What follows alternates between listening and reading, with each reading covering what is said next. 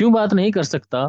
वो इसलिए नहीं कर सकता कि वो कहता है यार तुम मुझे ये तो कह रहे हो कि मैं इसे कनेक्ट करूं, लेकिन कोई बंदा कोई परमिशन भी तो बताओ कि मैं कैसे कनेक्ट करूं। तो देखो वो कहता है कि रूट एट द रेट, इससे मैं कनेक्ट करने की कोशिश करता हूँ लेकिन मेरे पास तो परमिशन ही नहीं है। तो फिर एक तरीका ये होता है यहाँ पे कि आप क्या करें, यहाँ पे बता दें -b,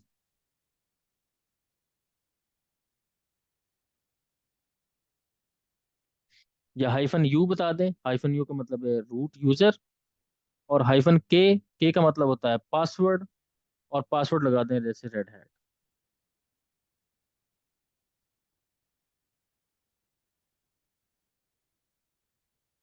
k is equal to Red Hat और u is equal to red से।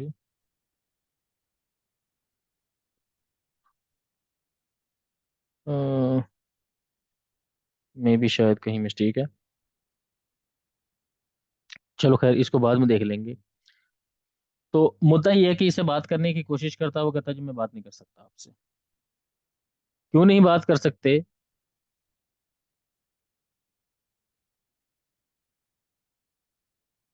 मैं जी, एक और चीज हमारे सामने आई है।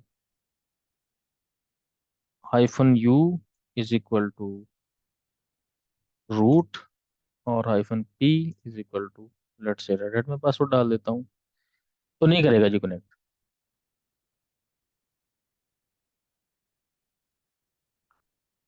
अच्छा, क्यों नहीं कर रहा कनेक्ट? उसकी रीजन ये है कि मेरी एनसिबल की फाइल में, जो मेरी फाइल है vim ansible.cfg, इस फाइल के अंदर एक पैरामीटर है जो कि मैंने बंद किया हुआ है। उस पैरामीटर को मुझे इनेबल करना पड़ेगा। तो एनसिबल बाय डिफॉल्ट क्या कहता है कि यार मैं मैनेज नोड से बात करने के लिए ना, जो एसएसएच मॉड्यूल है, जो एसएसएच की सर्विस है, उसे यूज करूंगा मैं। तो यहाँ पे लिखा हुआ है एक जगह पे कहीं पे, यहाँ पे इसमें मुख्तलिफ पैरामीटर्स हैं। देखें यहाँ पे पहला पैरामीटर है इन्वेंट्री की फाइल का पाथ बताओ। तो देखें बाय डिफॉल्ट उसने लिखा हुआ है ईटीसी एनसिबल होस्ट। फिर उसने लाइब्रेरी का पाथ लिखा हुआ है, देन उसने मॉड्यूल का, यूटिलिटीज का पाथ लिखा हुआ है, यूटिल्स का। और रिमोट टीएमपी है, लोकल टीएमपी है, फोक्स है। ये फोक्स क्या है ये भी देख लेते हैं आगे। सूडो यूजर कौन सा है आपका, आस्क सूडो पासवर्ड ट्रू किया हुआ है, और बाकी सारी चीजें किसने, और रिमोट पोर्ट भी उसने लिखी हुई है कि 22 है। ये कुछ पैरामीटर कहीं से पहले से इसने डिफाइन किए हैं। तो हमें क्या करना पड़ेगा अभी, जो हम अपनी वर्किंग करेंगे उसके लिए हमें एक छोटी सी कॉन्फ़िगरेशन करनी पड़ेगी कि कंट्रोलर नोड मैनेज नोड से बात कैसे करें। तो इसको करने के लिए जो पहला मेथड है, यहाँ पे हम अपना नोटपैड खोल लेते हैं, सॉरी ये वाला। तो हमने इन्वेंट्री फाइल को कैसे मेंटेन करनी है, कर लिया, ये हमारा डन होगा पॉइंट। दूसरा पॉइंट है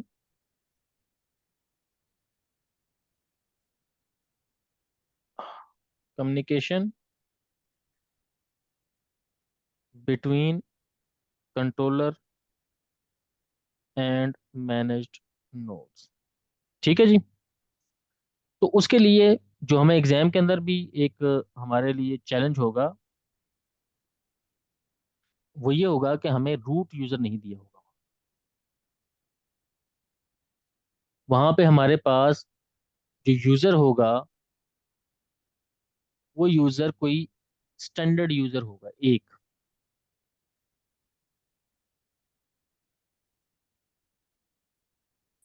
तो लेट से मैं एक यूजर ऐड कर लेता हूँ, यूजर ऐड -m से मुराद है कि ये डायरेक्टरी वगैरह क्रिएट करे। नहीं भी पैरामीटर देंगे तो इट्स ओके। मैं एक यूजर क्रिएट कर लेता हूँ डेव ओप्स के नाम से। ठीक है जी। ये मैंने यूजर ऐड कर लिया, और अब मैं इस यूजर का पासवर्ड चेंज कर लेता हूँ। डेवऑप्स के नाम से जो यूजर उसका पासवर्ड चेंज करके मैं कोई पासवर्ड रख देता हूँ जो कि मैंने रेड हैट रख लिया। सेम यही काम मैं अपने मैनेज नोड पे जाऊंगा और यहाँ पे भी करूंगा।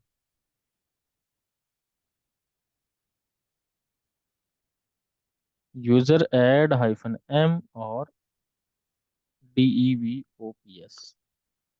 अच्छा, ये जरूरी नहीं है, कुछ लोग ये भी कहते हैं कि आपका सेम यूजर होना चाहिए सभी सिस्टम्स पे। नॉर्मली चूंकि हम एक यूजर को यूज करते हैं तो इसलिए एक यूजर सब पे क्रिएट कर लेते हैं। तो पासवर्ड, इसका भी पासवर्ड रख लेते हैं, और पासवर्ड इसका डेवऑप्स रेड हैट और रेड हैट। इस तरीके से इसका पासवर्ड रखा गया यहाँ पे। अब मुझे आना है अपने कंट्रोलर नोड पे, और कंट्रोलर नोड पे एक कॉन्फ़िगरेशन करनी है कि जो मेरा ये जो मैंने डेवऑप का यूजर क्रिएट किया है, इस यूजर को किसी भी किस्म की कोई रुकावट ना हो। जब ये सूडो बन जाए तो, लेकिन पहले इसे सूडो भी तो बनाना है ना। तो इसको सूडो बनाने के लिए एक फाइल होती है ईटीसी में सूडर्स के नाम से, ये वाली फाइल। इस फाइल के अंदर कहीं एक जगह पे एक पैरामीटर लिखा हुआ है। जब आप कहते हैं ना कि ये मेरा यूजर रूट यूजर है या रूट यूजर के साथ काम करे, तो यहाँ पे बेसिकली एक ग्रुप है बाय डिफॉल्ट। रेड हैट में वो जो ग्रुप होता है वो व्हील के नाम से होता है।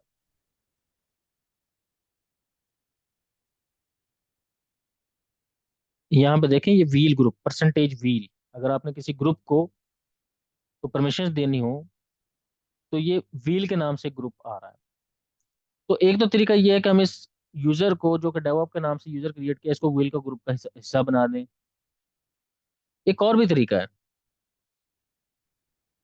वो तरीका ये है कि हम यहाँ पे ये यूजर ही ऐड कर दें इसी जगह पे। और एक और तरीका भी है, यहाँ पे उसने लिखा हुआ है जी, allow people in the group wheel to run all command. Problem ये है कि जब आप अक्सर आप सुडो लिखते हैं ना और कमांड एग्जीक्यूट करते हैं, तो फिर वो क्या करता है, आप उसी यूजर का पासवर्ड पूछ लेता है आपसे। आप ये चाहते हो कि नहीं, पासवर्ड नहीं पूछना। तो चूंकि पासवर्ड नहीं पूछना, तो फिर उसका एक हल है। मैं एक नया टर्मिनल ओपन कर लेता हूँ, और यहाँ पे मैं CD/etc और सूडर्स .d की एक डायरेक्टरी वहां पे चला जाता हूँ। अभी ये देखेंगे तो यहाँ पे एम्प्टी कुछ भी नहीं है। आप VIM करें और एक डेव ऑप्स के नाम से, DEVOPS के नाम से एक फाइल बना लें, यानी कि जो यूजर का नाम है उसी नाम से। ये सिंटेक्स आपको एग्जाम में भी मिल जाएगा, वहां पे भी लिख सकते हैं, अदरवाइज आपको वैसे ही याद होना चाहिए। तो मैं यहाँ पे इंसर्ट मोड में जाके और इसको बड़ा कर लेते हैं। यहाँ पे मैं यूजर का नाम लिख देता हूँ DEVOPS डेवऑप्स। टैब प्रेस किया मैंने, और यहाँ पे मैंने लिखा ऑल। ऑल का मतलब है कि ऑपरेटिंग सिस्टम में किसी भी प्रोग्राम को मैं एग्जीक्यूट करना चाहूँ तो मैं कर सकूं।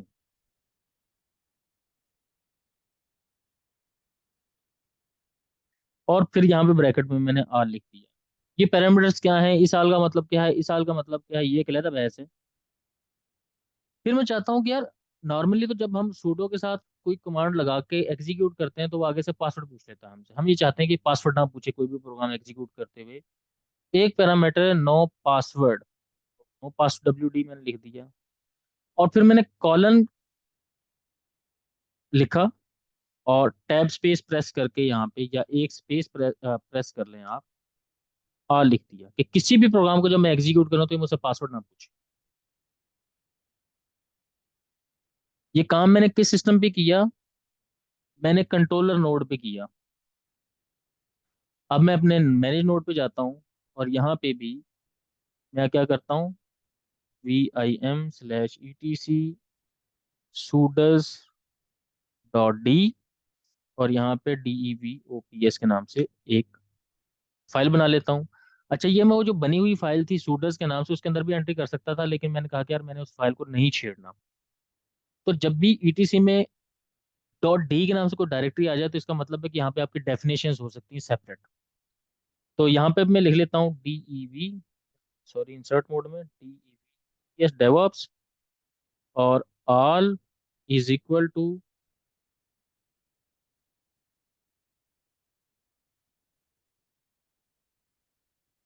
All tab no password, no password D colon all.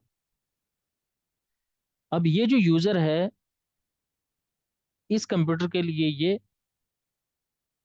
User full rights के साथ एक यूजर अवेलेबल हो गया हमारे पास। अब यहाँ पे SU-DEVOPS, ये हाइफन मैंने इसलिए लगाया कि ये अपनी इन्वायरमेंट वेरिएबल्स को एग्जीक्यूट कर ले। और मैं यहाँ पे भी क्या करता हूँ, SU-DEVOPS के यूजर से लॉगिन कर जाता हूँ सिस्टम में। ठीक है जी। तो हमने अपने RSCSA के कोर्स में और RSC के कोर्स में एक कॉन्सेप्ट पढ़ा था कि पब्लिक और प्राइवेट की कैसे शेयर की जाए। तो अब मैं करता ये हूँ कि मैं कंट्रोलर नोड पे एक की जनरेट करता हूँ, SSH- की जैन के नाम से। यहाँ पे मैंने सिर्फ इतनी कमांड चलानी है, एंटर करना है। ये मुझसे पूछेगा enter the file in which to save the key. हम कहते हैं कि बाय डिफॉल्ट क्या करेगा ये, बाय डिफॉल्ट ये एक डायरेक्टरी क्रिएट करता है .ssh के नाम से, और ID_RSA के अंदर एक की सेव कर देता है। मैं कहता हूँ जो डिफॉल्ट तुमने क्रिएट करनी है वही क्रिएट कर दो, एंटर किया। वो कहता है मैंने डायरेक्टरी क्रिएट करके उसके अंदर फाइल भी रख दी है। वो कहता है कोई पासवर्ड देना है, तो मैं कहता हूँ कोई पासवर्ड नहीं देना। फिर कहता है पासवर्ड देना, तो मैं कहता हूँ कोई पासवर्ड नहीं देना, और ये की जनरेट कर देगा। ठीक है जी। अब इस की को मैंने अपने मैनेज नोड पे कॉपी करवाना है। इसमें से एक की को, इसमें एक पब्लिक की होती है और एक प्राइवेट की होती है। तो इसी के साथ SSH- कॉपी ID। और अब मैं क्या करूंगा, जिस सिस्टम पे मैंने ये कॉपी करवानी है की, उस सिस्टम को एक्सेस करूंगा। तो मेरे पास सिस्टम है जो, वो DEVOPS डेवऑप्स के यूजर के साथ @ अब मैं लगाऊंगा इसका IP। अच्छा IP आई थिंक मैंने कॉपी किया हुआ था, तो मैं यहाँ पेस्ट कर देता हूँ। नहीं, सॉरी। तो यहाँ से हम इसका IP देख लेते हैं। IPAS और IP इज 145। इसको मैंने कॉपी कर लिया, कॉपी करके मैं इधर ले आता हूँ, और यहाँ पे मैं इसे कर देता हूँ पेस्ट। और यहाँ पे मैं यस कर दूंगा। और वो कहता है जी आप एक पासवर्ड दें जी इसको कनेक्ट करने के लिए, डेव, सॉरी, इसका पासवर्ड था रेड हैट। पासवर्ड मैंने दिया, और इस तरीके से क्या हुआ, उस साइड पे की ऐड हो गई है। अब मैंने क्या करना है, अब मैं चाहता हूँ कि मैं इस सिस्टम से बैठ के दूसरे सिस्टम को SSH करूँ। SSH, और सिर्फ मैंने क्या करना है, अब IP पेस्ट करना है, एंटर। और देखें मैं सर्वर 1 से कनेक्ट हो गया फॉरन। एग्जिट करता हूँ, यहाँ पे होस्ट नेम देख लें, मुझसे कोई पासवर्ड नहीं पूछा गया, मैंने की शेयरिंग कर दी है। अब जब मैंने की शेयरिंग कर दी है, तो यहाँ पे मैं एनसिबल, सॉरी इसमें तो एनसिबल इंस्टॉल ही नहीं है, वापस आया। यहाँ पे वर्क स्टेशन पे हूँ, और यहाँ पे मैं लिखता हूँ एनसिबल।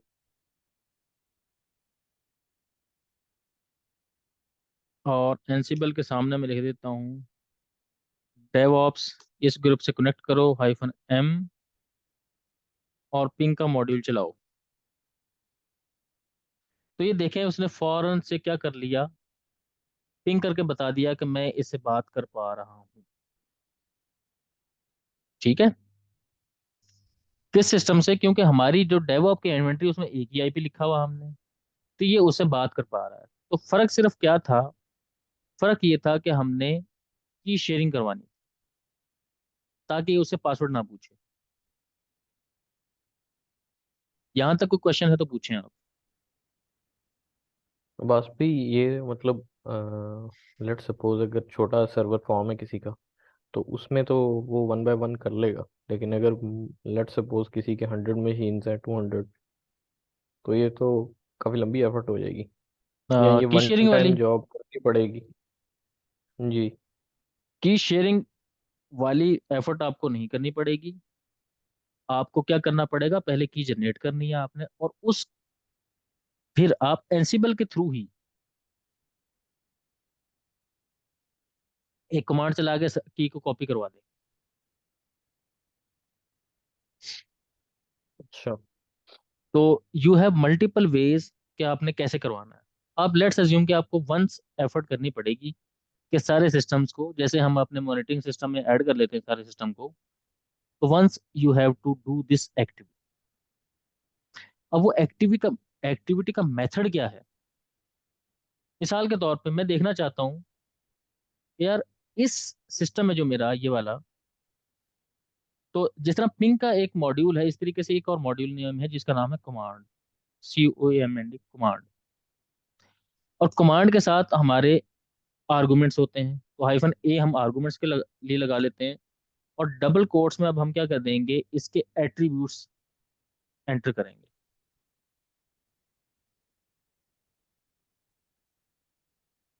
ये फैसल पूछ रहा है कि इसका GUI वर्जन हो, तो एंसिबल का एक वर्जन आता है एंसिबल टावर के नाम से, लेकिन वो पेड है और उसे रेड हैट खुद मेंटेन करता है। एंसिबल तो ओपन सोर्स है। तो हमने कमांड लाइन के थ्रू ही काम करना है, GUI पे तो हमें जाना ही नहीं चाहिए। तो कमांड -A से मैं कहता हूँ कि यार, इस सिस्टम के अंदर ETC में लेट से एक होस्ट की फाइल है, उसको पढ़ के दिखाओ उसमें क्या लिखा। तो ये गया उस सिस्टम पे और उसने पढ़ के दिखाया वहां पे कि ये लिखा हुआ है जी सिस्टम पे।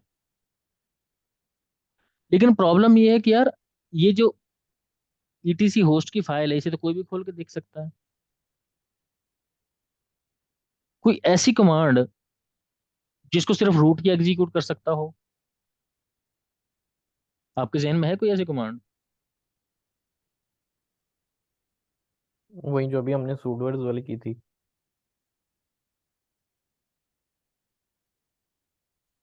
वो नहीं, वो रीडेबल है, वो तो किसी को भी रीडेबल है। अच्छा, रीडेबल ना हो। ठीक है, मतलब ये कि देखो, ETC होस्ट की फाइल को ना कोई भी यूजर ओपन करके देख सकता है, लिमिटेड यूजर। तो इसलिए इसने भी इसे ओपन करके दिखा दिया, इसने पूछा नहीं है। इसने ये नहीं कहा कि यार पासवर्ड बताओ मुझे। हालांकि टेक्निकली इसे पासवर्ड पूछना चाहिए था मुझसे, लेकिन चूंकि हमने बताया हुआ है कि यार तुम बात करो। अब ETC FS इसको होस्ट की फाइल को ओपन करने के लिए ऐसे किसी पासवर्ड की नीड नहीं होती सूडो में। ये तो पता है ना आपको, सूडो प्रिविलेज की नीड नहीं होती। जी। ठीक है, तो कहाँ पे नीड होती है, कौन सा ऐसा टूल चलाएं जिसके लिए सूडो की नीड पड़ती है आपको। तो मैं यहाँ पे F डिस्क के नाम से एक सॉफ्टवेयर है, F डिस्क, F disk-L। तो ये कह रहा है परमिशन डिनाइड। मैं यहीं पे दूसरी कमांड चलाता हूँ अब, और यहाँ पे मैं कहता हूँ कि यार तुम करो उस सिस्टम पे जाके F डिस्क और -L। तो यहाँ पे इसने मैसेज दे दिया कि जनाब मुझे परमिशन डिनाइड है। अब जब परमिशन डिनाइड है, तो यहाँ पे हम एक ऑप्शन यूज कर सकते हैं -B। बीकम, बी का मतलब होता है बिकम हो जाओ। कौन बिकम? यानी कि रूट बन जाओ। देखो, जब हम सूडो चलाते हैं ना, जब हम सूडो लिखते हैं, तो हम कहते हैं कि यार तुम ये काम करने के लिए सूडो बन जाना। ठीक है, तो बिकम करते हैं, एंटर करते हैं जी। जैसे मैंने बी अब कहा, तो उसने फौरन मुझे रिजल्ट दिखा दिया।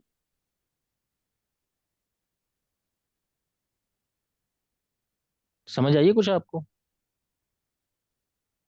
बी का मतलब है रन एज एडमिनिस्ट्रेटर। हाँ, बी का मतलब है कि आपने ऐसे लिख दिया। देखो, अब पहले आप ऐसे लिख रहे थे, ये हमने कमांड चलाई ना ये वाली, इसने कहा नहीं चल सकता, मैंने कहा sudo F disk hyphen L. अब चलो, तो रिजल्ट दे दिया ना इसने फौरन। लेकिन इसने पासवर्ड नहीं पूछा। अच्छा, पासवर्ड क्यों नहीं पूछा इसने? पासवर्ड इसलिए नहीं तो पूछा सुडो कि यार हमने ईटीसी सूडर्स में जाके, पासवर्ड पासवर्ड नो ऑल कर दिया था ना हमने। हाँ, डेवऑप्स के नाम से यहाँ पे ये देखें, इसको भी नहीं खोलने दे रहा। तो यहाँ पे भी अगर मैं sudo लिख दूं कि खोल के दिखाओ, तो यहाँ पे नो पासवर्ड में हमने क्या लिखा हुआ है, ऑल। यार हमसे पासवर्ड ना पूछे। तो जब मैंने इसे यहाँ पे कहा कि तुम हाइफन बी से बिकम, या आप ऐसे कर सकते हो हाइफन हाइफन बिकम, ये भी कर सकते हो आप। तो चाहे हाइफन हाइफन बिकम कर बस दो। भाई, जी जी पूछिए। अभी अगर जैसे मास्टर पे हमारा ये डेवऑप्स वाला यूजर है, ठीक है, जी जी। और अब लेट्स सपोज कि अगर दूसरी किसी मशीन पर कोई और यूजर नेम है। और उनकी की शेयरिंग हुई तो हो जाएगा, कोई मसला नहीं है। की शेयरिंग हुई तो हो जाएगा, लेकिन वो यूजर जो है वो सूडर लिस्ट में होना चाहिए। बिल्कुल बिल्कुल। अगर नहीं है तो फिर आपको क्या करना पड़ेगा? फिर आपको यहाँ पे बताना पड़ेगा कि यार ये जो तुम कमांड एग्जीक्यूट करोगे उस मशीन पे जाके, वो हाइफन यू वाला आप यहाँ पे लगा दोगे, रूट यूजर से करो या किससे करो। ओके, मतलब हमें कमांड लाइन में वो यूजर डिफाइन करना पड़ेगा अगर हाइफन, वो इनकेस उसकी की नहीं है। हाँ ये देखें यहाँ पे पासवर्ड पूछ रहा है मुझसे, कि मैंने कहा कि यार तुम अब उस यूजर से ना जाना जिसे तुम करने की कोशिश कर रहे थे। तो यहाँ पे मैं रूट का पासवर्ड एंटर करूंगा तो मुझे रिजल्ट ला देगा ये। समझ आइए कुछ? सही।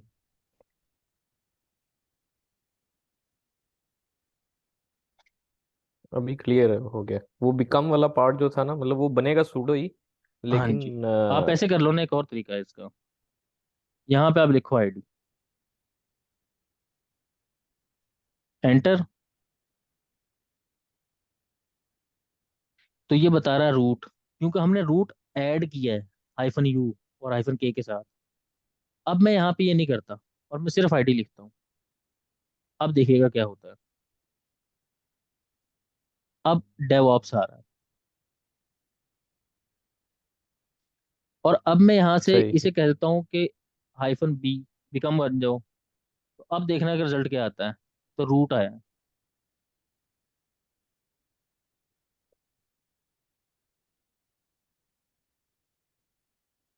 अब समझ आ गई क्लियरिटी आपको? जी, क्लियर हो गया।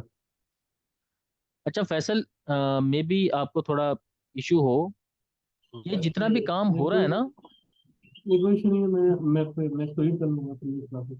हाँ जी। कोई इशू नहीं है। बेसिकली ये जो डेवऑप्स का हमने एक ग्रुप बनाया था ना, उस डेवऑप ग्रुप में जितने भी सिस्टम्स हैं, उन सिस्टम के अंदर जाके कमांड एग्जीक्यूट हो रही है, लेकिन हम कहाँ पे चला रहे हैं, कंट्रोलर नोड पे बैठ के। ठीक है। ओके जी। तो एक तो पार्ट ये हमने सीख लिया कि यार हमारी कोई एक इन्वेंट्री फाइल होती है, और दूसरा पार्ट हमने ये सीखा कि हमारी एक कॉन्फ़िगरेशन फाइल होती है। तो दो चीज़ों की बात करते हैं जी। ये भी हमारी कम्युनिकेशन डन हो गई।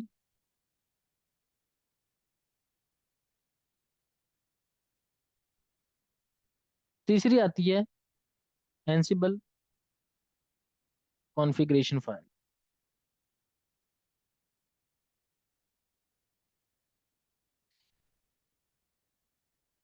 ये हमने कर लिया है। अब एंसिबल की कॉन्फ़िगरेशन फाइल को अंडरस्टैंड कर। देखिए, जो डिफॉल्ट कॉन्फ़िगरेशन फाइल है वो तो हमने देख लिया कि ईटीसी में एंसिबल, और एंसिबल में जाके Ansible dot C F G के नाम से एक फाइल होती है। प्रॉब्लम इज दैट कि जब आप इस फाइल पे काम कर रहे होते हैं ना, तो अब लेट से आपने 10 सिस्टम ऑपरेशंस के बंदे रखे हुए हैं। किसी ने मॉर्निंग में आना है, किसी ने इवनिंग में आना है, या एक शिफ्ट में 10 बंदे काम कर रहे हैं। तो अब ऐसा नहीं हो सकता कि आप 10 बंदों के लिए एक फाइल को कभी उसके लिए मॉडिफाई करो, कभी किसी के लिए मॉडिफाई करो। तो फिर हम करते ये हैं कि हम कहते हैं कि यार हर बंदा जो हर सिस्टम का ऑपरेशन का बंदा है ना, वो अपनी कॉन्फ़िगरेशन अपनी चॉइस के मुताबिक बना ले। उसने कहाँ पे इन्वेंट्री रख ली है ये भी डिफाइन कर ले, खुद से पहले से बता दे कि यार मेरी इन्वेंट्री फाइल यहाँ पे होगी। ठीक है। तो बाय डिफॉल्ट हाइफन आई का ऑप्शन ना लगाना पड़े इन्वेंट्री को इंक्लूड करने के लिए एक्सटर्नल जो इन्वेंट्री उसने बनाई है, बल्कि बाय डिफॉल्ट जो होस्ट की फाइल को जाके ढूंढ रहा है वो आप कहीं से उसे बता दो। फिर मुझे हाइफन बी ना लगाना पड़े बिकम बनने के लिए, ये भी मैं कहीं पे बता दूं। फिर मुझे लेट से मैं हाइफन यू लिखता हूँ या मैं हाइफन के लिखता हूँ पासवर्ड के लिए, तो मुझे वो भी ना लिखना पड़े, मेरी सारी चीजें ऑटोमेटिक चलें। ठीक है। तो अब होता क्या है कि जब भी हम ये चलाते हैं ना एनसीबल, एनसीबल ऑल, तो सबसे पहले जो सिस्टम है वो एनसीबल की कॉन्फ़िगरेशन फाइल को कहीं पे तलाश करता है, ढूंढता है कि ये फाइल यहाँ पे मिलनी चाहिए उसे। तो पहली जो जगह होती है ना जहाँ पे वो ढूंढता है सिस्टम कॉन्फ़िगरेशन फाइल को, वो जिस करंट फोल्डर में बैठा होता है वहां पे ढूंढता है। मिसाल के तौर पे पीडब्ल्यूडी करता हूँ, मैं कहाँ पे बैठा हूँ अभी, सी डी होम डेव ऑप्शन नाम का एक यूजर है, वहां पे बैठा हूँ। मैं यहाँ पे एक फाइल बना देता हूँ, सी डी एनसीबल डॉट सी एफ जी के नाम से। इसमें मैं कुछ भी नहीं लिखता, इसे बंद कर देता हूँ। ठीक है।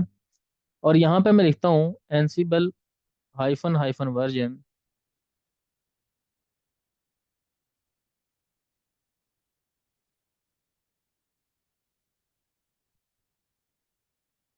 तो देखें कि उसने कहा कि यार मेरी कॉन्फ़िगरेशन फाइल कहाँ पे पड़ी हुई है, होम में डेवऑप्स के अंदर, और Ansible dot C F G मेरी कॉन्फ़िगरेशन फाइल है। इसने खुद से अज्यूम कर लिया, हालांकि एक्चुअल फाइल कहाँ पे पड़ी है। मैं let's say R M hyphen F Ansible dot C F G को मैं डिलीट कर देता हूँ। फाइल मैंने डिलीट कर दी और मैं दोबारा एनसीबल वर्जन चलाता हूँ, तो ये फौरन कहाँ पे जाके ढूंढ रहा फाइल को, ईटीसी में एनसीबल और Ansible dot C F G. तो डिफॉल्ट कॉन्फ़िगरेशन फाइल तो इसकी ये है। लेकिन अगर आप किसी फोल्डर में बैठे हो किसी जगह पे, लेट से आपका यूजर और आपने कहा कि यार मैंने एनसीबल पे काम करना है, तो मैं अपनी एक खुद की कॉन्फ़िगरेशन फाइल बना लेता हूँ। तो अगर आपने फाइल बना ली लेट से इस तरीके से, या आप ऐसे कर लें यहाँ पे, सॉरी, इस जगह पे हम फाइल बना लेते हैं। अब मैं दोबारा जब एनसिबल वर्जन चला के देखूंगा तो ये क्या करेगा, मुझे होम में जो मेरी कॉन्फ़िगरेशन फाइल होगी उसको ढूंढ के बता देगा कि ये आपकी कॉन्फ़िगरेशन फाइल है। अच्छा, मैं यहाँ से गया C D slash T M P में, और यहाँ पे मैंने एक फाइल बना दी touch Ansible dot C F G के नाम से। यहीं पे बैठे बैठे मैंने कहा एनसिबल हाइफन हाइफन वर्जन।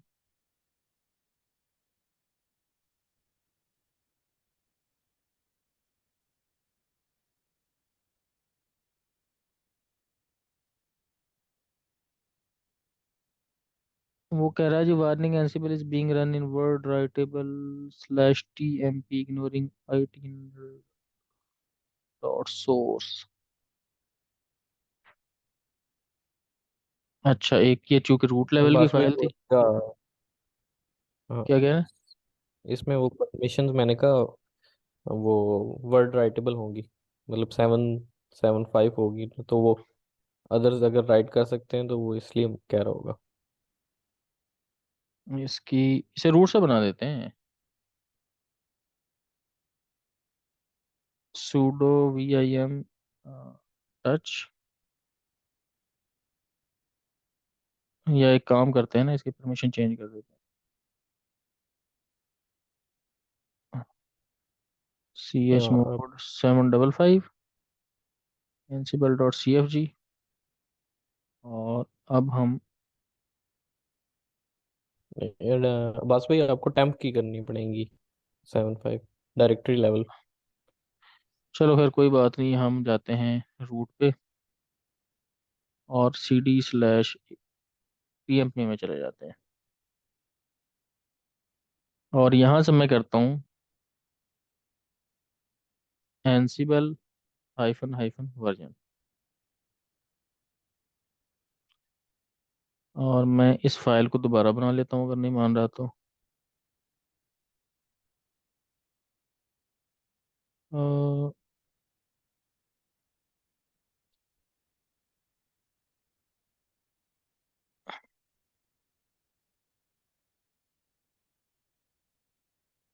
करना चाहिए इसे, खैर। बस भाई टेम्प की चेंज करके देखें जरा परमिशन डायरेक्टरी की। chmod 77/tmp। नहीं अभी आपने उसको राइटेबल कर दिया ना। आप वो 755 कर दें। राइट। हाइफन कैपिटल आर भी दे देते हैं। ओके, सही हो गया जी। तो अब ये क्या कर रहा है, जिस करंट लोकेशन पे मैं अवेलेबल हूँ उसमें से ढूंढ रहा है /tmp में से। तो इसका मतलब ये हुआ है कि जहां पे मैं डायरेक्टरी क्रिएट कर लूंगा वहां पे मैं अगर एनसिबल की कॉन्फ़िगरेशन फाइल रख दूं, तो ये अज्यूम करेगा कि जो इस कॉन्फ़िगरेशन फाइल के अंदर एंट्रीज हुई हैं मैंने उनके थ्रू काम करना है। अच्छा, एक और तरीका भी है। एक और तरीका ये है कि लेट से आपने cd/su डेवऑप्स के यूजर से वापस आ जाता हूँ। यहाँ पे आपने mkdir माई एनसिबल के नाम से एक डायरेक्टरी बना ली और cd माई एनसिबल। और यहाँ पे आपने ansible.cfg के नाम से फाइल रख दी।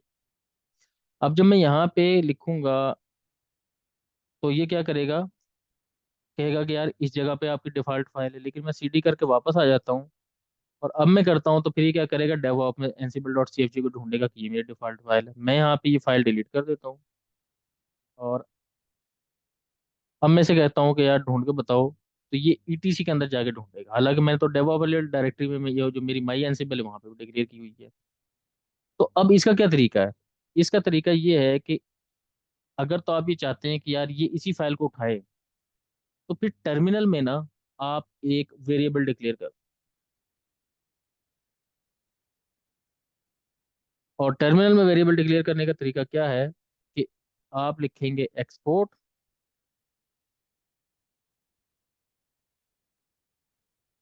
और एक इसका वेरिएबल का नाम होता है Ansible underscore config is equal to slash home, home के अंदर DEV है डेवऑप्स, और यहाँ पे माई एनसिबल के नाम से इसके अंदर है ansible.cfg। ये फाइल है इसके अंदर। और अब आप वही कमांड दोबारा चलाएं तो ये देखें इसने ये वाली कॉन्फ़िगरेशन फाइल उठा ली। अब सम टाइम आप ये चाहते हैं कि यार ये जो कॉन्फ़िगरेशन है ये हमेशा के लिए पक्की हो जाए इस यूज़र के लिए, तो फिर आप क्या करेंगे, यहाँ पे एक फाइल होती है vim, मैं होम में हूँ तो होम के अंदर एक फाइल होती है vim.bash.rc के नाम से। इस फाइल में जाके इसकी एंड पे ये यूज़र स्पेसिफिक एंड फंक्शंस, यहाँ पे जाके आप क्या करें, इसको डिफाइन कर दें, यही बात। और ये जो फाइल होती है इसका मतलब ये होता है कि जब भी टर्मिनल खुलेगा ना तो इसके अंदर जो भी लिखा हुआ है कॉल होना है। मिसाल के तौर पे मैं एक और चीज़ कर देता हूँ, यहाँ पे मैं यहाँ पे लिख देता हूँ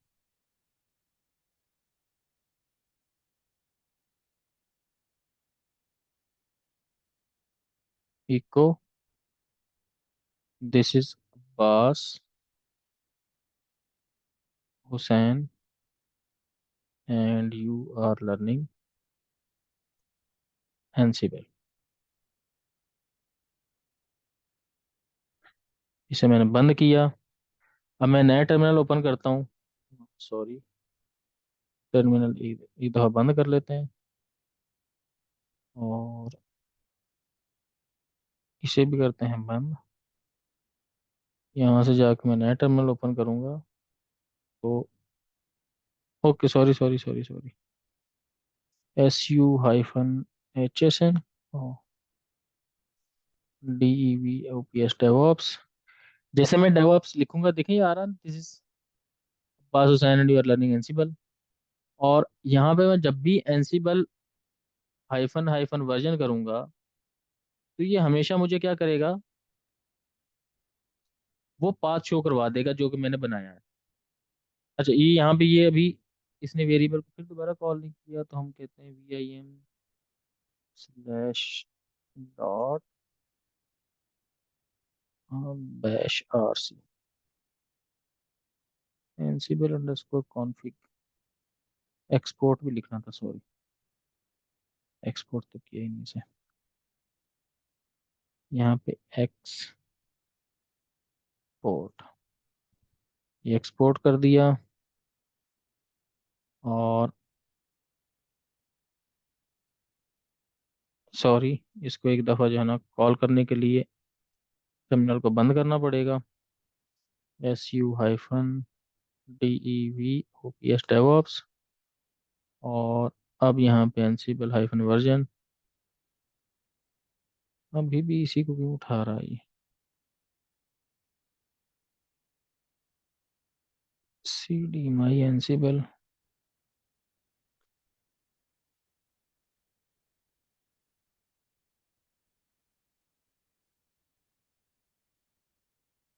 PWD, इसका पाथ उठाते हैं ये वाला।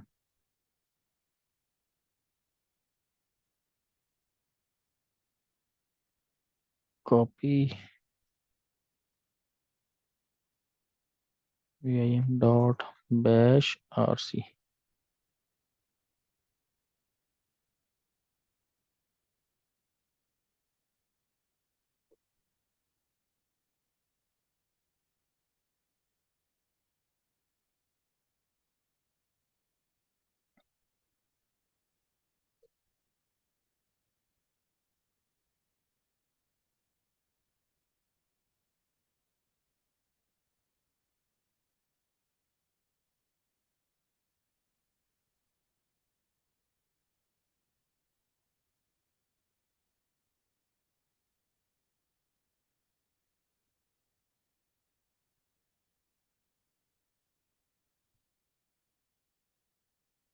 ये गलती और हो सकती है कि हम इसे गलत जगह पे लिख रहे हैं, तो इसे लिख देते हैं यहाँ पे।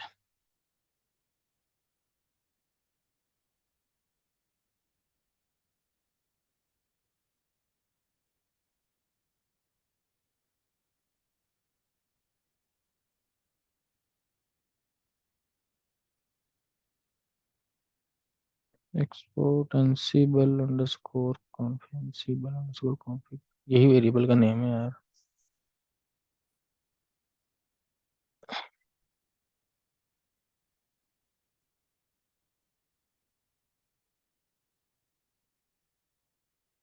ओके, तो हमारी वेरिएबल डिक्लेयर करने में कोई मसला था या कोई मैंने स्पेल मिस्टेक किया था, और अब वो ठीक किया है, तो ये क्या करेगा, हमेशा कन्फिग्रेशन फाइल को यहाँ से उठाए।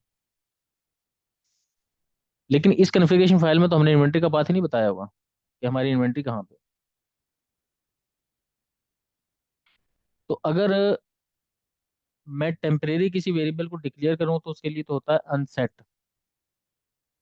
और अगर परमानेंट मैंने वेरिएबल को ख़त्म करना हो, कि मैं कहता हूँ कि यार ये काम नहीं करना, तो मैं क्या करूँगा, इसको यहाँ से कमेंट कर देता हूँ, इंसर्ट, और यहाँ पे कमेंट कर देता हूँ इसे WQ।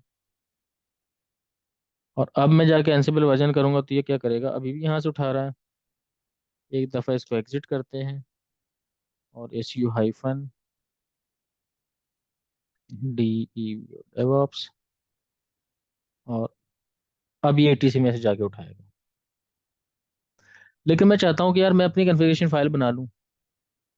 तो VIM, मैं जिस जगह पे बैठा हुआ हूँ, PWD रूट में हूँ, यानी कि होम में हूँ। तो यहाँ पे अच्छा, एक तरीका इसकी प्रेसिडेंस क्या होता है? प्रेसिडेंस ये होता है कि ये सबसे पहले देखता है जाके कि कोई इन्वायरमेंट वेरिएबल तो डिक्लेयर नहीं है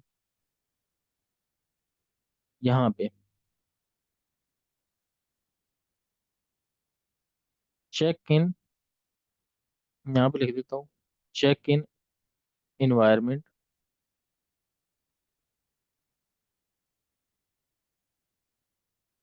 वेरिएबल। दूसरा ये क्या करता है? Check in user home directory.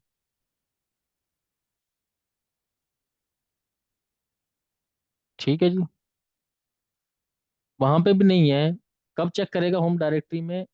If .cfg file is hidden, यानी कि आपने ऐसे बनाई है .ansible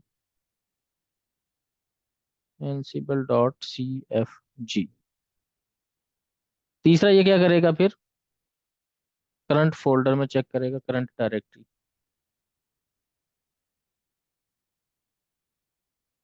और चौथा ये चेक करेगा /etc, और etc में जाके ansible और ansible.cfg।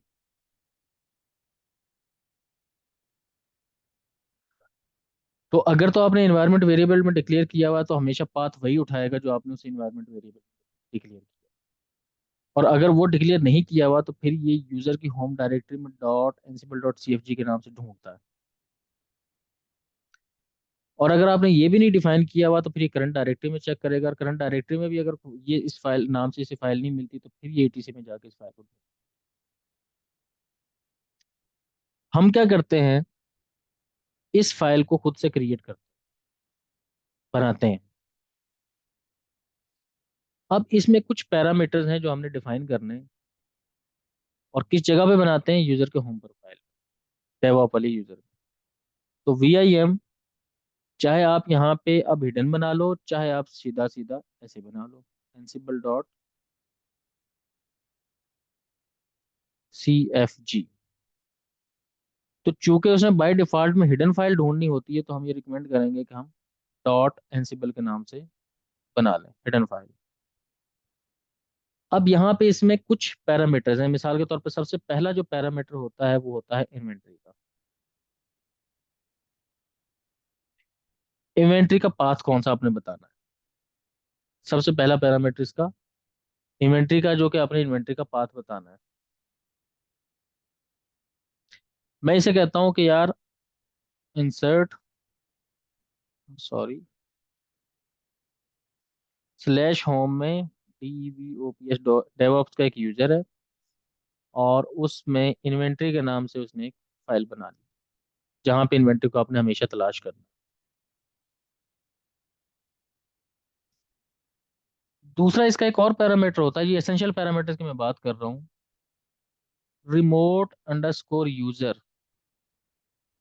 इसका मतलब ये होता है कि जब आप मैनेज नोड पे ये कमांड को चलाने जाओगे, तो वहां पे किस यूजर के साथ ये काम करे, इन्वेंट्री में बता दिया आपने पहले से ही।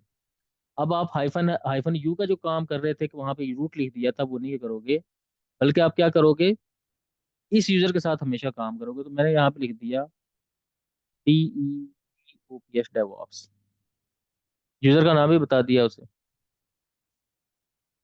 फिर आपको पता है कि जब हम यूजर को एंटर करते हैं SSH पासवर्ड के थ्रू ऑथेंटिकेशन के लिए, तो हमसे पासवर्ड मांगता है। ठीक है, तो हमने कहा ask_pass is equal to false कर दो, नहीं पूछना। एक ये पैरामीटर है हमारा। लेकिन इन पैरामीटर्स को मैं कंसीडर कर रहा हूं कि these are my default parameters. तो यहाँ पे मैं डिफॉल्ट के नाम से एक ग्रुप डिक्लेयर कर देता हूँ, DEFAULTS, डिफॉल्ट के नाम से। अब ये जो मैंने ask underscore pass is equal to false लिखा है, इसका मतलब ये है कि जब वो सेशन बनाने के लिए जो पासवर्ड मांगता है ना पूछे। अगर मैं इसे ट्रू करूंगा तो पासवर्ड पूछेगा, तो हम चाहते हैं कि पासवर्ड ना पूछे, तो इसलिए मैंने ये फॉल्स कर दिया। ट्रू का मतलब है कि ट्रू। अच्छा, अब ये मुझे कैसे पता चला कि यहाँ पे फॉल्स लिखना है या ट्रू लिखना है? ये यस नो भी तो लिख सकता था मैं। ये किसी जगह पे डिफाइंड है, जहां पे डिफाइंड मैं आपको बताऊंगा कहाँ पे डिफाइंड, लेटर ऑन। दूसरा इसका पार्ट है, इसमें एक और ग्रुप क्रिएट करना है, PRI। ये आपने स्पेल याद रखने हैं हमेशा। आ, जैसे जैसे आप प्रैक्टिस करते जाएंगे आपको याद रहेगा। प्रिविलेज एस्केलेशन के नाम से, PRIVILEG, प्रिविलेज, या LEG होना चाहिए शायद, एस्केलेशन से, एस्केलेशन के नाम से आपने एक पैरामीटर डिफाइन कर। अच्छा, लेट से आपको नहीं पता चल रहा कि यार इसमें सही क्या आएगा, तो फौरन जाएं आप और इसकी डिफॉल्ट जो कॉन्फ़िगरेशन फाइल है एनसीबल में, और यहाँ पे लिख लें आप ansible.cfg, और यहाँ से आप ग्रिप कर लें PRIV इसको। तो यहाँ से आपको फौरन पता चल जाएगा कि आपका स्पेल ठीक है या नहीं है। तो PRIVILEG है जो मैंने यहाँ पे मिस्टेक की है। और अब हम देख लेते हैं कि इसमें हमें इसका पैरामीटर, तो इसका नाम है ESCALATION, ESCALATION, ठीक है जी। अब यहाँ पे जो पहला पैरामीटर है, जो हम कह रहे थे कि यार जब यूजर डेव ऑप दूसरे सिस्टम पे लॉगिन करे काम करने के लिए, तो वो क्या हो जाए, become is equal to true कर देते हैं, कि क्या बन जाए, रूट बन जाए। ठीक है। अच्छा, ट्रू हुआ तो मैंने एक और पैरामीटर करना कि कौन सा यूजर बने, यानी कि ट्रू है कि जो मैं कह रहा हूं ऊपर कि वो बने, लेकिन बिकम अंडरस्कोर यूजर, कौन सा यूजर बने भाई? तो यूजर होगा लेट से मेरा DEVOPS डेवऑप्स। यहाँ मेरे पास भाई जो यूजर वहाँ जिसके पास सूडो प्रिविलेजेस हैं वो हमें लिखना पड़ेगा। बिल्कुल, जबरदस्त जवाब। मैं एक्सपेक्ट कर रहा था कि आप मुझे ये जवाब देंगे और आपने दे ही दिया। बिकम यूजर क्या बन जाए भाई? मेरा रिमोट यूजर तो है डेवऑप्स, ये सीधी सी अंडरस्टैंडिंग है। लेकिन मैं चाहता हूँ जब वो कमांड चलाए डेवऑप, तो वो रूट बन जाए। किस मेथड से? तो मैं एक यहाँ पे लिख दूंगा, become underscore method is equal to sudo. ठीक है। तो तीन पैरामीटर मेरे लिए एसेंशियल थे जो मैंने पास कर दिए, और टोटल मिलाएंगे तो आपके ये 6 पैरामीटर्स बनते हैं, और 2 ग्रुप्स हैं जो आपने याद रखने। तो पहला डिफॉल्ट इन्वेंटरी फाइल का पाथ बता दिया आपने।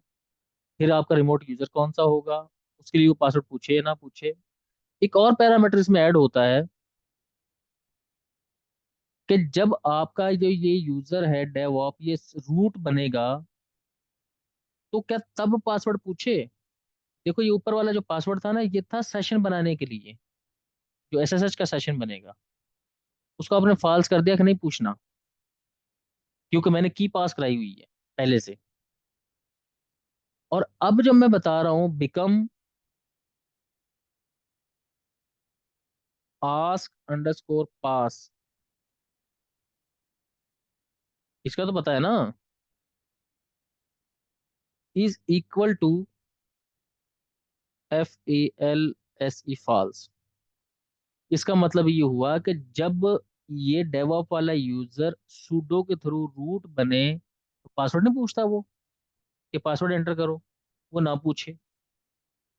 क्यों? क्योंकि हमने कॉन्फ़िगरेशन फाइल में एक जगह पे जाके बताया है कि इसे कोई पासवर्ड पूछे ही ना। तो जब हमने वहां पे जो बता दिया, तो यहाँ पे भी ना पूछे। तो this is my basic configuration of एनसिबल। File बना दी हमने, कॉन्फ़िगरेशन कर दी। और बस भाई एक, जी जी बहुत कुछ है। ये बिकम अंडरस्कोर यूजर है जो, ठीक है, ये मतलब वो यूजर जो सूडो के पोर्ट्रे करेगा, इसमें हमने अभी रूट लिखा है, ठीक है। हम्म। लेकिन अगर इसमें हम डेवऑप्स लिखते, यहाँ पे बिकम अंडरस्कोर यूजर में, जी तो फिर वो रूट कैसे बनता? जी, देखो ये जो ऊपर लिखा है ना हमने डेवऑप, इसका मतलब ये है कि यार हम्म, तुमने लॉगिन करना है एज ए डेवऑप, एसएसएच का जो सेशन बनाना है। ओके, और सही, जब तुम लिखोगे, लेट से मैं लिखता हूँ कि एफ डिस्क, मैं लिखता हूँ, तो कहता है जब तुम एफ डिस्क को हम्म, एग्जीक्यूट करोगे तो तुम क्या बन जाओगे? रूट बन जाओगे। लेकिन रूट बनने के लिए उसे चाहिए सूडो प्रिविलेज, तो हमने यहाँ पे मेथड लिख दिया। ठीक है। और चूंकि अच्छा, हमने इस डेवऑप के यूजर को ठीक, ऑलरेडी सूडो में ऐड किया हुआ है, तो हमने उसे यहाँ पे ये बताया कि तुम पासवर्ड ना पूछना। तो एनसिबल की कॉन्फ़िगरेशन फाइल में भी हमने बता दिया कि तुम पासवर्ड ना पूछना। तो सही, दिस क्लियर हो गया पैरामीटर इज ये थोड़ा सा। सेशन का मसला था, और ये है आपका वर्किंग का इशू, जिसके लिए आपने ये काम कर दिया है। ठीक है जी। तो डेवऑप में क्लियर इन्वेंट्री हो के गया। नाम से हम यहाँ पे देखते हैं कि क्या कैट इन्वेंट्री के नाम से कोई फाइल बनाई है हमने इस जगह पे। तो हम एक इन्वेंट्री के नाम से फाइल बना लेते हैं, VIM इन्वेंट्री।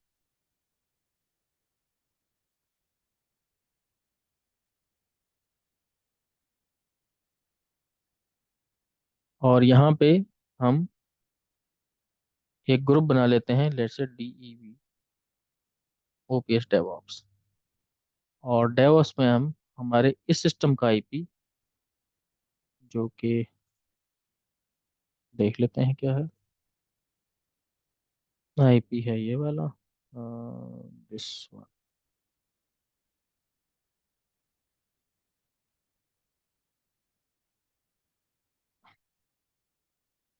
ये IP यहाँ पे मेंशन कर देते हैं। ठीक है जी। तो सबसे पहले हम क्या करते हैं, सबसे पहले हम देखते हैं, अब एनसिबल से पूछते हैं कि यार तुम हमें डेवऑप वाला जो यूजर है उसको हाइफन एम पिंग करके दिखाओ, पिंग होता है? तो पिंग होना चाहिए। तो डेवऑप तो मैंने लिखा है, अब एनसिबल हाइफन, एनसिबल हाइफन हाइफन वर्जन।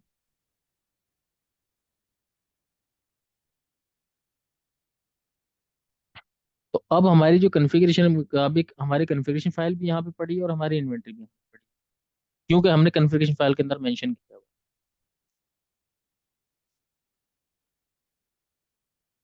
अब आते हैं हम हमारी, तो हमारा क्या हुआ जी, ये काम ये हुआ कि हमने ये फाइल बनाना भी सीख ली, how to build custom CFG file. ये काम भी कर लिया, इन्वेंटरी भी कर ली, और कम्युनिकेशन भी करवा के देख ली। ठीक है जी। यहाँ तक कोई क्वेश्चन है तो पूछें आप मुझसे।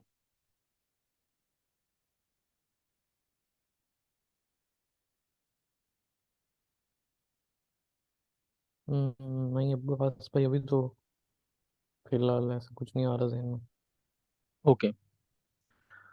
अब मैं ये चाहता हूँ कि यार मैं इस सिस्टम के ऊपर ना,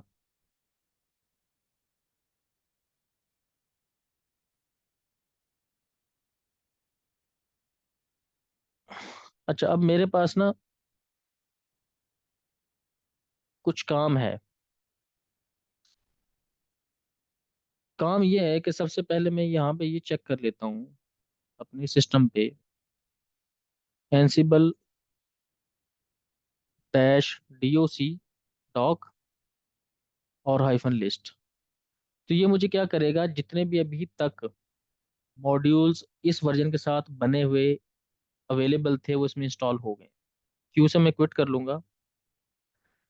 लेकिन मैं चाहता हूँ कि यार मुझे कितने मॉड्यूल आने चाहिए। ठीक है। तो मैं कुछ यहाँ पे ना मॉड्यूल मेंशन कर देता हूँ जिनको हमने पढ़ना है। तो मिसाल के तौर पे सबसे पहला मॉड्यूल है पिंग का, जिसको हमने चला के देख लिया। फिर एक मॉड्यूल आएगा यूजर का, फिर एक मॉड्यूल आएगा फाइल का, एक मॉड्यूल आएगा कॉपी का, एक मॉड्यूल आएगा सर्विस का, एक मॉड्यूल आएगा यम का, एक आएगा यम अंडरस्कोर रिपोजिटरी का, एक मॉड्यूल आएगा हमारा फेच का, FETCH फेच।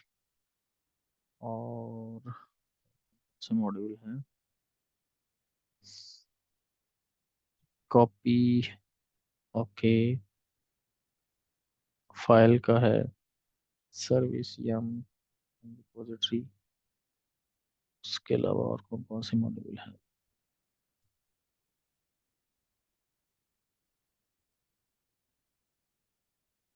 एक है पैकेज के PA, लेकिन हम इसे यूज नहीं करेंगे, खैर देखते हैं। PACKAG package. और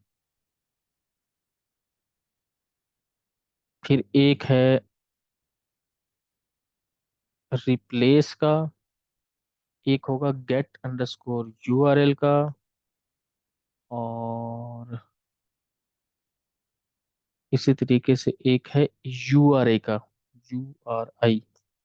ये हमने अपने जब हम अपना कोर्स पढ़ेंगे थ्रू आउट, इसी तरीके से एक है पार्टेड का, आपने पार्टीशन क्रिएट करनी है। और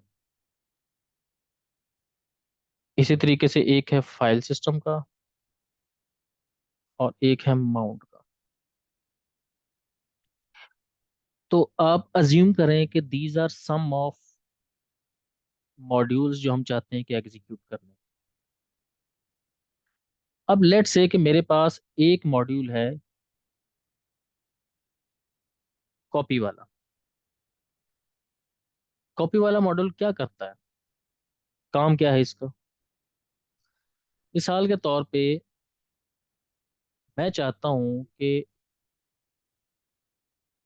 मैं इस सिस्टम पे बैठा हूं, और मैंने कहीं हर सिस्टम पे कोई डेटा रखा हुआ है जो मैं चाहता हूँ कि कॉपी एक जगह से कॉपी हो और दूसरी जगह पे पेस्ट हो जाए।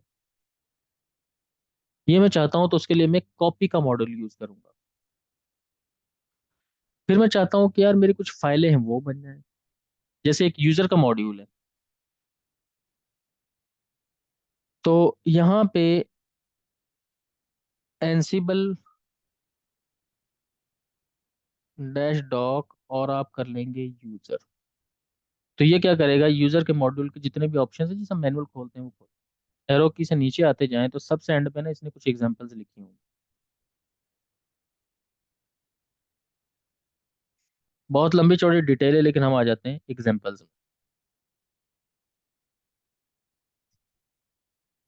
तो वो कहता है जी आप यूजर लिखेंगे, नेम बताना है तो नेम बता देंगे, UID बता सकते हैं, ग्रुप बता सकते हैं, आप शेल बताना है तो शेल बता सकते हैं। तो हम क्या करते हैं, एक टेम्परेरी तौर पे एक SU-DEV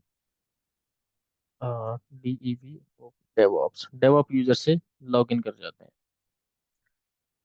और इस यूजर से बैठ के हम चाहते हैं कि हमारा जो कंट्रोलर है, यहाँ पे देखें ID cat/etc और पासवर्ड।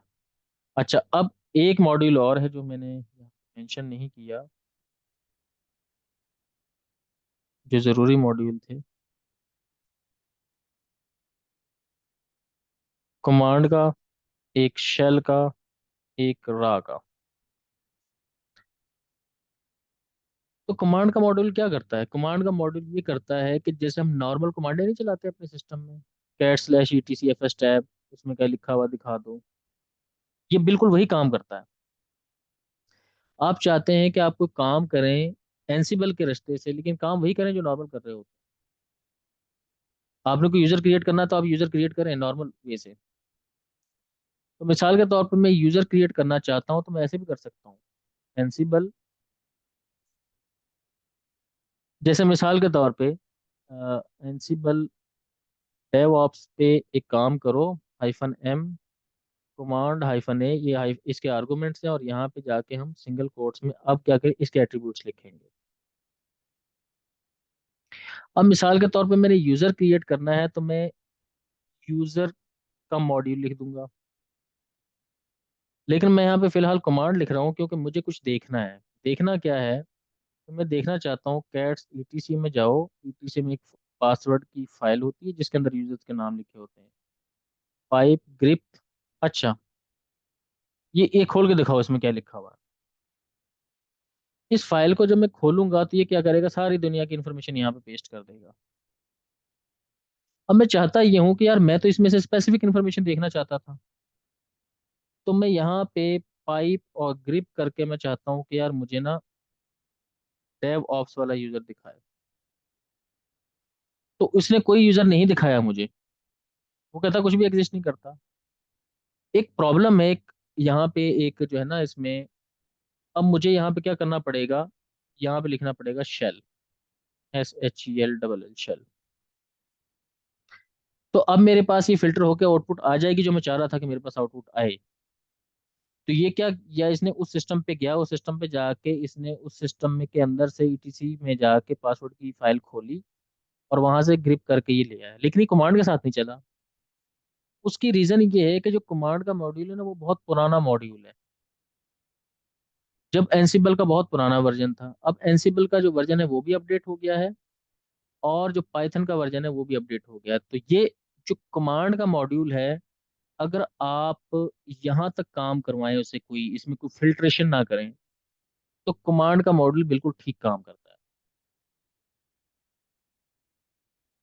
ऐसे जैसे मैं पहले कर रहा था।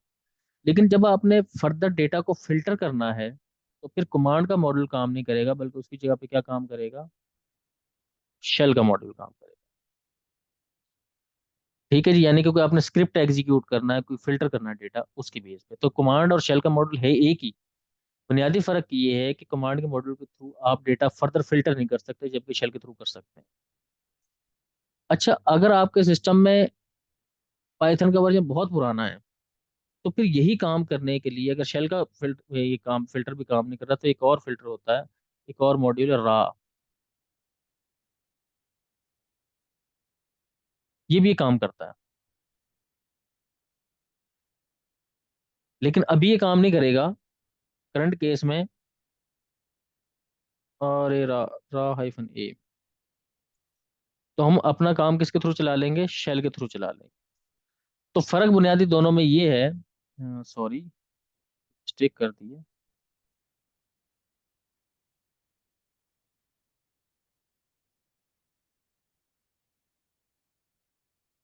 शेल हाइफन ए, ओके, क्या TTC।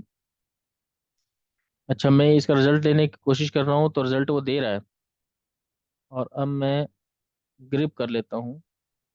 तो मैं दिखाना ये चाह रहा हूँ कि यार यहाँ पे अभी कोई यूजर एग्जिस्ट नहीं करता डेवऑप्स के बाद, अब मैं एक यूजर क्रिएट करता हूँ। लेकिन अब मैंने यूजर क्रिएट करने के मेरे पास मल्टीपल वेज हैं।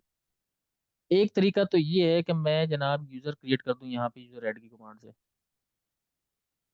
यूजर ऐड हाइफन, यहाँ पे नाम लिख दूं, लेट्स से अब्बास, तो मेरा यूजर क्रिएट हो जाएगा। लेकिन मैं ऐसे नहीं करना चाहता, बल्कि एक मॉड्यूल है जिसका नाम है यूजर का मॉड्यूल, और उसमें उसने कहा हुआ है कि यार एक आपने एट्रीब्यूट पास करना है, name, name is equal to, मैंने लिखा अब्बास,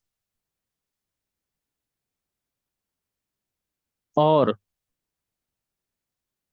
यहाँ पे इसकी स्टेट बतानी है।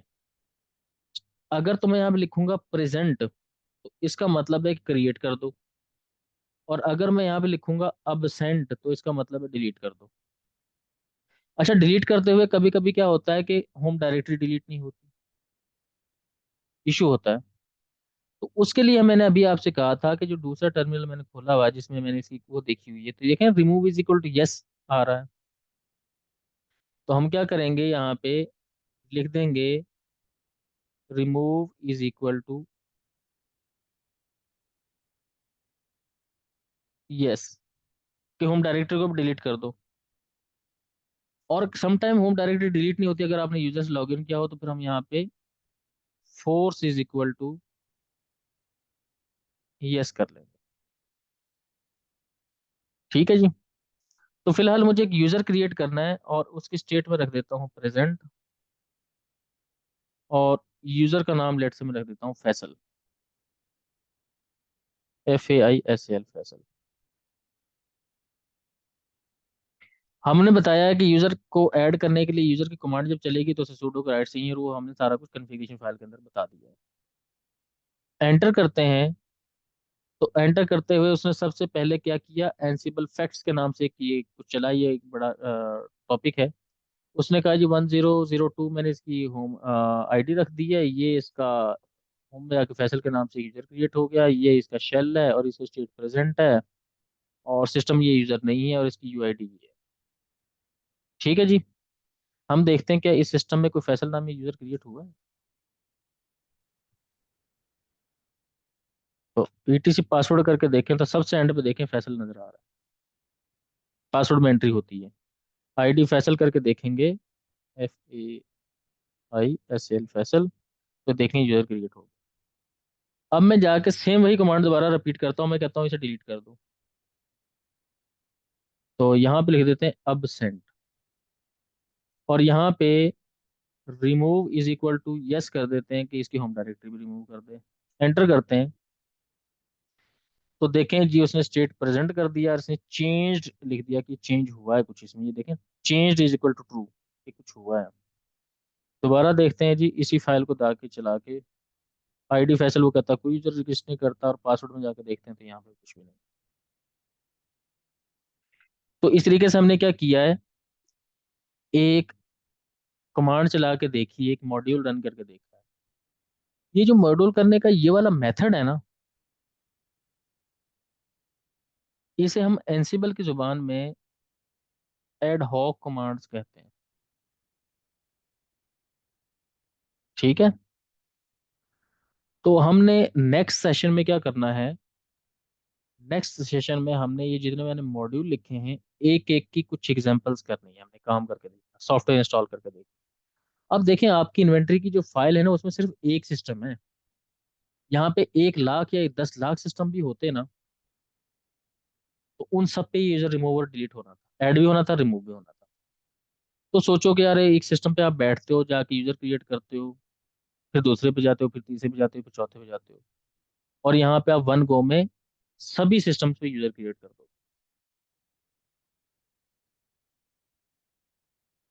तो it's a beauty of Ansible जो हमने करना है।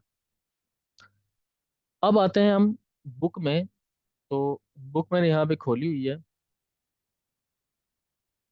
बुक दो थी मेरे पास, this one is the official book. यहाँ पे अगर हम इसको खोल के देख लें, इसे मैं कर लेता हूँ बड़ा, 150 पे, सॉरी।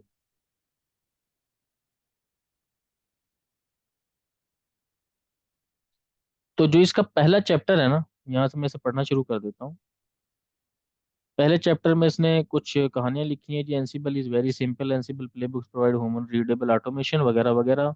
एनसिबल इज पावरफुल, इसको आपने एनसिबल इज एजेंट लेस, देखें हमने क्लाइंट साइड पे कोई एजेंट इंस्टॉल नहीं किया, जैसे हमने की शेयरिंग की है। एक और चीज़ इसने लिखी है जी, अगर आपने विंडोज़ के सिस्टम से बात करनी हो तो ओपन एसएसएच तो लिनक्स में काम करेगा, और विन आरएम आपकी विंडोज़ की मशीन में काम करेगा। ठीक है जी।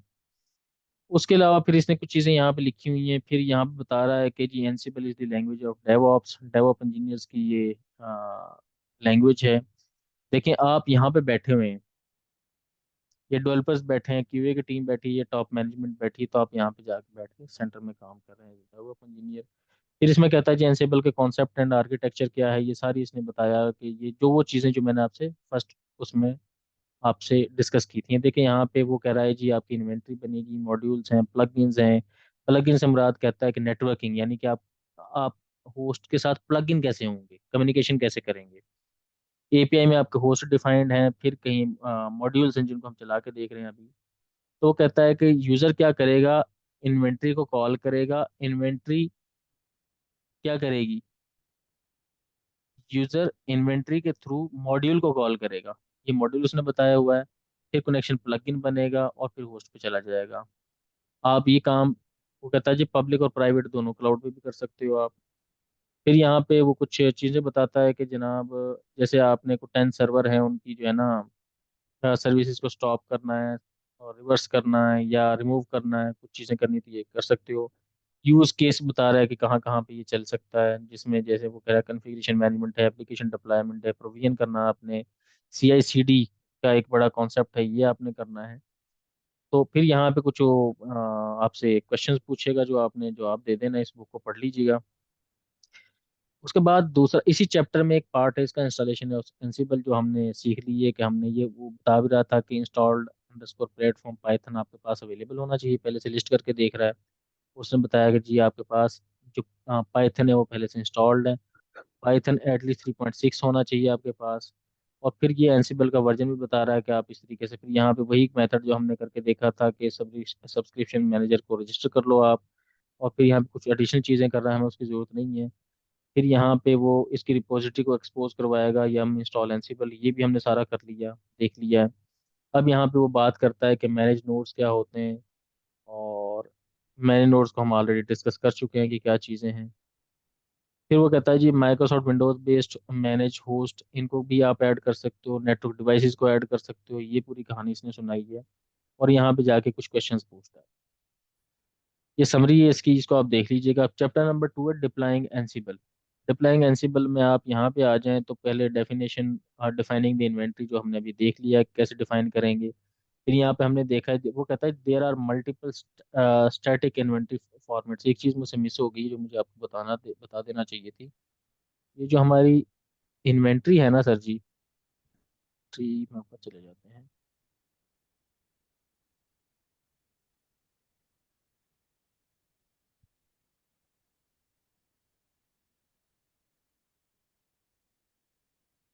इन्वेंट्री जो है, एक होती है स्टैटिक इन्वेंट्री और एक होती है डायनामिक इन्वेंट्री। हमने अभी और सारे एग्जाम के दौरान जो हम पढ़ेंगे, जिसमें से हमारा एग्जाम ऑब्जेक्टिव क्लियर होता है, वो स्टैटिक इन्वेंट्री का, जो हम खुद डिफाइन करते हैं। कुछ इन्वेंट्री ऐसे होती है कि आपके लेट से कोई 100 या 200 सिस्टम कहीं क्लाउड पे पड़े हैं और आप बेस्ड ऑन दैट आप अपनी इन्वेंट्री मेंटेन करना चाहते हैं। चूंकि वहाँ पे आपके अक्सर सर्वर्स प्रोविजन होते रहते हैं, अक्सर रिमूव होते रहते हैं, तो आप चाहते हैं कि अकॉर्डिंगली वो अपडेट भी हो। ठीक है। या आपके पास लेट से कोई ESXi होस्ट है जिसमें आप डेली बेस पे VMs ऐड करते हो, रिमूव करते हो, उनकी कोई पैचिंग करनी है। उस सिनेरियो में आप अपनी इन्वेंट्री को कैसे मेंटेन करोगे डायनामिकली। तो ये एक पार्ट उसका भी है जो कि हमारे एग्जाम का तो ऑब्जेक्टिव नहीं है, बट ये है कि आपने पढ़ना है इसको, ये बुक में है। अच्छा, फिर यहाँ पे वो बता रहा है जी, वो कहता है जी आप इसको कैसे कैसे डिफाइन कर सकते हैं। जैसे इसने कुछ नेम दिए हुए हैं, कुछ यहाँ पे IP दिया हुआ है, फिर यहाँ पे ये अगेन ग्रुप्स की बात करता है, फिर ये एक ग्रुप बनाया हुआ है, फिर इसने यहाँ पे कहीं रेंजेस भी दी होंगी। फिर यहाँ पे एक जगह पे जाके ये कहता है जी डिफाइनिंग नेस्टेड ग्रुप, जो मैंने अभी आपसे बात की थी कि USA का ग्रुप बनाया, कनाडा का ग्रुप बनाया, फिर इसके अंदर उसने नॉर्थ अमेरिका के अंदर चिल्ड्रन डिफाइन किए, कनाडा और USA को। तो अगर आपके पास इसकी लैब है ना, वो वाली जो लैब है रेडिट की ऑफिशियल लैब है, वहाँ पे ये सारा काम करता है, वहाँ पे ये वाली एग्जांपल्स चलाएंगे तो चलेंगी। फिर वो कहता है जी आपने लिस्ट कैसे कॉल करनी है, होस्ट कैसे देखने, तो यहाँ पे वो सिर्फ कह रहा है कि ये जो होस्ट है मेरे, इनकी लिस्ट दिखाओ कि क्या क्या है इसमें होस्ट। वो दिखा रहा है कि आपका कोई होस्ट अभी है ही नहीं, सिर्फ वो आ रहा है। फिर उसने कनाडा वाली लिस्ट को देखा तो उसमें 2 होस्ट उसने डिफाइन किए हुए हैं। फिर वो कहता है over riding the location of the inventory, क्या आपने इन्वेंट्री की लोकेशन को चेंज करना है, तो वो कहता है कि आप ये डिफॉल्ट तो यहाँ पे होती है, लेकिन आप क्या कर सकते हैं, -i का पैरामीटर देकर पाथ बता के आप दूसरी इन्वेंट्री को भी कॉल कर सकते हैं, अगर कोई दूसरी इन्वेंट्री में कोई आपने टास्क पुश करवाना है। फिर वो कहता है डिफाइनिंग वेरिएबल इन इन्वेंट्री, अभी ये हमारा एक ऑब्जेक्टिव है कि हम वेरिएबल भी डिफाइन कर सकते हैं विद इन द इन्वेंट्री, वो हम बाद में देखेंगे। यहाँ पे ये इसकी एक्सरसाइज दे रहा है, और ये सारी चीज़ें हमने अभी करके देख ली। उसके बाद इन्वेंट्री के बाद ये देखें, वो बाहर से -i से इन्वेंट्री का मतलब ये होता है कि ऐसी इन्वेंट्री जो डिफॉल्ट पाथ बनी पड़ी उसको कॉल करने की कोशिश करे, उसकी एग्जांपल उसने कुछ यहाँ पे दी हुई है। फिर यहाँ पे अब बात कर रहा है वो कॉन्फ़िगरेशन फाइल की, मैनेजिंग एनसिबल कॉन्फ़िगरेशन फाइल जिसकी हमने बात की थी। सबसे पहले वो कहता है कि जनाब इसका the behaviour of an Ansible installation can be customize to modify settings in Ansible configuration file. वो कहता है सबसे पहले तो ये यहाँ पे जाके देखता है, यहाँ पे ना हो तो फिर जनाब होम में डॉट एनसिबल यानी कि हिडन फाइल को ढूंढता है। अगर इसे हिडन फाइल मिल जाए तो सब उसकी प्रेसिडेंस होती है, फिर यहाँ पे वो बताएगा कि ये एनसिबल अंडरस्कोर कॉन्फिग के नाम से इन्वायरमेंट वेरिएबल भी डिक्लेयर कर सकते हो आप, और उसमें बता सकते हो कि इसका डिफॉल्ट पाथ कहाँ पे। और फिर वो यहाँ पे अब बता रहा है कि जनाब आप कॉन्फ़िगरेशन फाइल में क्या क्या लिखेंगे, तो ये डिफॉल्ट इन्वेंटरी का पाथ बता रहा है कि कहाँ पे, रिमोट यूजर कौन सा होगा, आस्क पास फाल्स करना है आपने। फिर यहाँ पे प्रिविलेज एस्केलेशन के बारे में बता रहा है कि बिकम ट्रू करना है, बिकम मेथड सूडो होगा, बिकम यूजर रूट होगा, बिकम आस्क पास फाल्स होगा। फिर इन सब का मतलब क्या है, इन्वेंटरी का मतलब है specify the path of the inventory, remote user का मतलब है name of the user, login as manage host if not specified the current user name is used। ठीक है। रिमोट यूजर का मतलब है कि अगर तो आपने यहाँ पे डिफाइन नहीं किया हुआ तो जिस यूजर से आप सिस्टम में लॉगिन है उसी को अजीम करेगा। आस्क पास का मतलब होता है whether or not comfort SSH password, जो मैंने आपको बताया था कि आस्क पास को फाल्स करेंगे तो जो एसएसएच का पासवर्ड करते हैं ना, SSH root at the rate this IP, वो आगे से पासवर्ड पूछ लेता है, वो ना पूछे क्योंकि हमने तो की बेस ऑथेंटिकेशन कराई है। उसको फाल्स करने का मतलब है। बिकम का मतलब क्या होगा कि जनाब ये बन जाएगा बिकम मेथड, ये सारे उसने वही बताए हुए हैं। फिर कॉन्फ़िगरेशन कनेक्शंस है, ये इसने वो सूडो वगैरह के बारे में कहानी सुनाई है। फिर इन्वेंटरी की लोकेशन है जो हमने यहाँ पे बता दी है। फिर कनेक्शन सेटिंग की बात कर रहा है, ये वही बार बार उन्हीं वो जो रिमोट यूजर इसका क्या मतलब है, डिफॉल्ट का क्या मतलब है, आस पास ट्रू कर दें तो उसका क्या मतलब होता है, फॉल्स करेंगे तो क्या मतलब होगा। यहाँ पे फिर वो S S H I D को कॉपी करवाने की बात कर रहा है, शेयरिंग की बात कर रहा है। और यहाँ पे एस्केलेटिंग प्रिविलेज, वो कह रहा है कि अगर आप वहाँ पे नहीं लिखना चाहते तो आप ये बिकम ट्रू भी कर सकते हैं, अलहदा सब मेंशन कर सकते हैं। यहाँ पे सारी कहानी ये बताएगा। फिर ये वो बता रहा है कि आपने सूडो की परमिशंस कैसे देनी है, यहाँ पे देखें ये बता रहा है some user R is equal to R, no password all. इस तरीके से फिर वो कहता है अगर आपके पास एसएसएच कनेक्शन नहीं तो फिर आप क्या करेंगे, यहाँ पे भी उसकी कहानी सुना रहा है सारी। और कन्फिग्रेशन फाइल कमेंट्स, कमेंट्स आपने कन्फिग्रेशन फाइल के अंदर डालने हैं तो वो कैसे डाल सकते हैं। फिर यहाँ पे मैनेज एंसिबल कॉन्फ़िगरेशन फाइल, ये भी हम सारी करके देख चुके हैं कि कहाँ कहाँ पे डिफाइन कर सकते हैं। उसके अंदर वो सारी चीज़ें जो है ना इसने बताई हैं यहाँ पे चैप्टर 2 में। और ये जब सारी चीज़ें हमने कर ली हैं तो फिर वो एंड पे कहता है कि running ad hoc command. Ad hoc command का क्या मतलब है कि आपने सिंपल जो टास्क होता है जैसे यूज़र ऐड करना है, ये करना है। आप एक तरीका तो ये है कि आप मॉड्यूल को कॉल करो, मॉड्यूल के आर्गूमेंट पास करो। जैसे हमने कहा कि हम देखेंगे कि रिमोट सिस्टम में डायरेक्टरी कैसे क्रिएट करनी है, तो वो फाइल का एक मॉड्यूल है। यूजर क्रिएट करना है तो यूजर का एक मॉड्यूल, जिसके थ्रू हमने यूजर क्रिएट करके भी देखा है। अगर आपको कोई भी मॉड्यूल नेम नहीं आता तो कमांड -A के थ्रू आप क्या कर सकते हो, नॉर्मल जो कमांड होती है उसके थ्रू भी काम कर सकते हो। यहाँ भी सारी यही बात बता रहा है। फिर वो कहता है कि आपने कोई बाहर से इन्वेंट्री इंक्लूड करानी है तो वो भी करवा सकते हो आप मॉड्यूल को रन करते हुए। तो ये सारी चीज़ें देखें, एंसिबल आल -M पिंग, ये मैंने सारी चीज़ें आपको बता दी हैं। फिर वो कहता है performing task with modules using ad hoc command, यहाँ पे वो बता रहा है कि आपने क्या करना है। यहाँ पे कोई एग्जांपल भी इसने दी होगी जो करके दिखाया है उसने। तो जैसे ही वो यहाँ पे कह रहा है ये एंसिबल -M यूजर -A, वही काम जो मैंने अभी करके देखा था। यहाँ पे यूआईडी भी इसने बताई है, हमने स्टेटस इक्वल टू प्रेजेंट कर दिया है। और ये इसने वो एस्केप जो करेक्टर होता है वो डाल दिया ताकि दूसरी लाइन पे भी कहानी चली जाए। और फिर यहाँ पे रनिंग और battery commands on manage host, ये वही बता रहा है कि आपने सिंपल सादा कमांड चलानी है तो वो कैसे चलाओगे, जो कि नॉर्मल यूजर की कमांड होती है, यानी कि नॉर्मल सिस्टम वाली कमांडें होती हैं। तो आई थिंक आप ये प्रैक्टिस कर लेंगे। यहाँ पे बता रहा है कि -I अगर वो जब आप एडो कमांड चलाते हैं ना, -U का क्या मतलब है, आई का क्या मतलब है, बी से या बिकम से क्या मुराद बनेगा, बिकम मेथड का क्या मतलब है। ये देखें जब पासवर्ड लगाना होता तो -P नहीं लगाना बल्कि -K लगाना है, या आस्क अंडरस्कोर बिकम अंडरस्कोर पास लिख दें आप। तो ये भी एक मेथड हो सकता है। This is something about this chapter. तो आज की क्लास को मुकम्मल करने के बाद हमारे 2 चैप्टर जो है वो कंप्लीट हो जाते हैं जो हमने कर लिया है। तो नेक्स्ट क्लास में इंशाल्लाह we will start from implementing, इसको थोड़ा सा मज़ीद पढ़ेंगे। और फिर हम अपनी वर्क बुक को ये जो है प्ले बुक इसको कंप्लीट करेंगे। तो इसमें जो 2 चैप्टर है ना वो बहुत इंपॉर्टेंट चैप्टर है। सेकंड चैप्टर तो एक, ये third chapter implementing play books का, और एक चौथा चैप्टर है मैनेजिंग वेरिएबल एंड फैक्ट्स का। तो अगर आप यहाँ तक कर लेते हैं इसे तो एक ये चैप्टर और फिर एक इसमें और है यहाँ पे, इसमें लूप्स का, आई थिंक दिस वन। तो हम ये देखेंगे कि वेरिएबल्स कैसे डिफाइन होती हैं, जैसे सी प्लस प्लस में वेरिएबल डिफाइन करते थे, और फिर वेरिएबल को मुख्तलिफ तरीकों से कैसे डिफाइन किया जाएगा, किस किस लेवल पर डिफाइन किया जाएगा।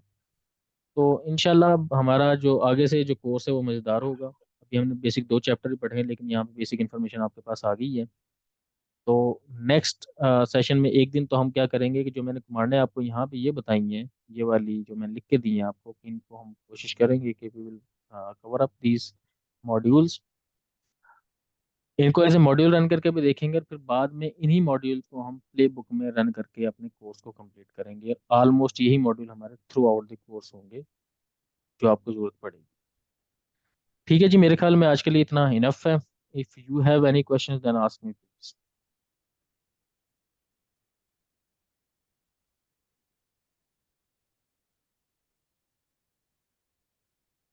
बस भाई, इसमें टोटल कितने क्वेश्चंस होते हैं एग्जाम में?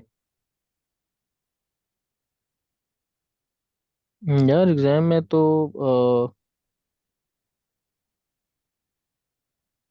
12 या 13? ये डिपेंड करेगा, 4 घंटे का आपका एग्जाम होना है। बहरहाल ये तो एक सेपरेट डिस्कशन है, जब हम एग्जाम की बात करेंगे तो तब हम्म।